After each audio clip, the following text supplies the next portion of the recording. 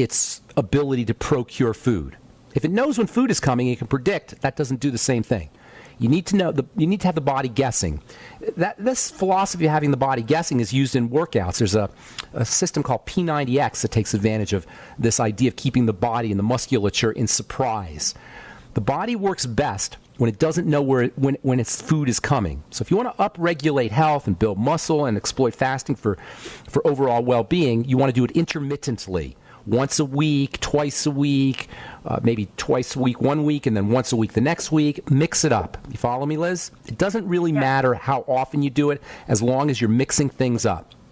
You know, does that make sense? You want to keep the body guessing as to when food is coming. The second thing about the time period, 24 to 48 hours. You could do 3 days. You could do 40 days if you want, but 2 or 3 days, 1 day even. I do one personally. I do a fast maybe once a week or twice a week, and I do it every week. And then some days I won't do it. You just keep the body guessing. Don't worry about getting in a routine of fasting. The idea is to do it intermittently. Okay, is that all right, Liz? Does that answer your question? Yeah.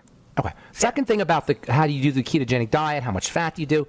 First of all, and I said this a couple times last week, but I'll say it again, the ketogenic diet is not necessarily a high-fat diet. It's a high relative fat diet. So it's not an excuse to eat a lot of fat, but it's an excuse to get a lot of your calories from fat. And you shouldn't be eating a lot of calories. So you don't want to eat a lot of food. Caloric restriction is always the way to go when it comes to building muscle and getting healthy. But most of those calories should come from fat. Now, if you do the true ketogenic diet for seizures, it's 90% of your calories from fat. That's the medical ketogenic diet. All right? That's a lot of fat. You can go as low as 60%. I say around 60 to 70%. That's a good place to be. But you have to play around with it yourself. Does that answer your question, Liz? Yes. Okay, so low calories, but of those calories, most of them should come from fat, anywhere from 60 on the low end to 90 on the high end. Medically, they'll go with 90. I go 60 to 70, somewhere in there. Okay? Okay. All right. Good deal. And don't forget the nutrients that go with the ketogenic diet, like vitamin E, for example. The more fat you have, the more vitamin E you need. Thanks so much for your call, Liz. Appreciate it. Have a beautiful day. Let's go to Steve in Kansas City, Missouri. Good morning. Welcome to the Bright Side, Steve. Hi, Ben. Hey. What's up? I was wondering if you could speak for a few minutes about birth control and how it affects the biochemistry for somebody who has sympathetic overdrive and some estrogen issues. Awful stuff. But now, obviously, it's convenient, birth control. So if you're using it for birth control, there's a convenience aspect to it that's hard to deny. However, from a hormonal and a physiologic aspect, it is awful. You can't.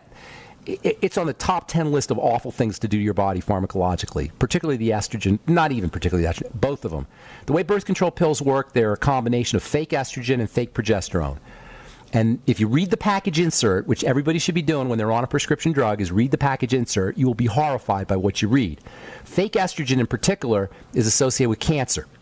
And we're going to talk about estrogen here later on this week because estrogen is a stress hormone, and it's a growth-inducing hormone. And you don't want to be playing around with the growth chemistry of the body because that's where cancer comes from. And estrogen and cancer, fake estrogen and cancer, and even regular estrogen and cancer are linked. Fake estrogen particularly. So you can't think, it's very difficult to come up with a more toxic way, a pharmacological way to approach the body than to take birth control pills, particularly because birth control, when they're used for birth control, are given to healthy women. Now, they use birth control pills for acne and for endometriosis and other things, but birth control pills, when they're dispensed for birth control, are usually given to people who are fertile and healthy.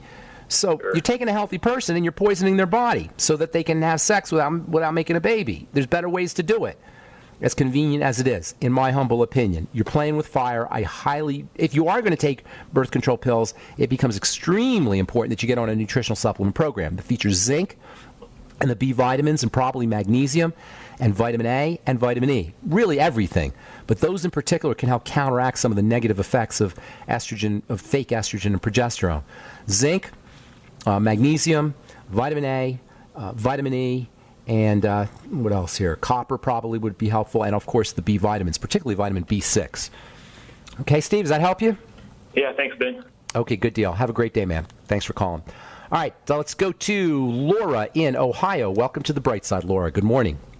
Hi, good morning. Good morning.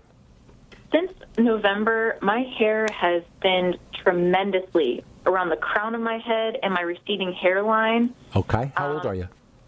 32. Not good, Laura. A couple things. I know. Okay, I know. well, And also to top with that, though, my scalp has been very dry and flaky. I cannot get rid of it for the life of me. Like, something's going on. There's something going on, exactly. First of all, almost guaranteed you're hypothyroid.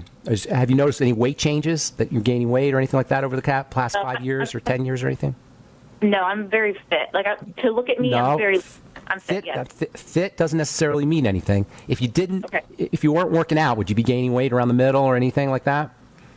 Not through my middle. It mainly goes to my hips and thighs. Hips, okay, good. So you're keeping it under control by exercising, and you're young, and you could do that, but you're not going to be able to do it forever. So you're dealing with hypothyroidism, almost guaranteed. Now, it's very common, and at the age of 32, typically that means that you've been stressed. There's some kind of burden that's going on in your body, and it's been going on for a while. Type A personality, my dear? Absolutely. Okay, there you go. Yeah. There you go. When you got that type A kind of thing going on, what ends up happening is the adrenal glands do most of the heavy lifting. That's not where you want the heavy lifting to come from. So did you hear me talking about the sympathetic nervous system and sympathetic overdrive earlier? Have you been listening to that? Okay. Yes. That's what you're dealing with. When that happens over the course of over the long term, the thyroid will slow down. So you're dealing with hypothyroidism, which is following hyperadrenalism. All right? Mm-hmm. So what you got to do is you've got to relax the body. You've got to take most of the energy from your body that's being directed into the sympathetic nervous system and the adrenal glands into the relaxation nervous system. So first of all, you've got to relax the body. Everything we've been talking about for the last couple of days. Next, you want to get on a nutritional supplement program that features relaxing nutrients like magnesium, the B complex, lithium, all the ones we talked about earlier. Make sure you're eating more protein and more essential fats and less sugar.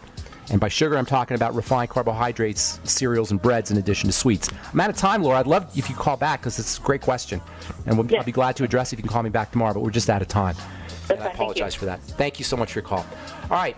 I wish we had more time on this program, but we don't. An hour goes by all too fast, and it's time to go. So hope you guys have an awesome, wonderful, beautiful, spectacular day. Check out my website, truthtreatments.com, as well as pharmacistben.com and criticalhealthnews.com. And we will talk to y'all later, folks. Bye for now.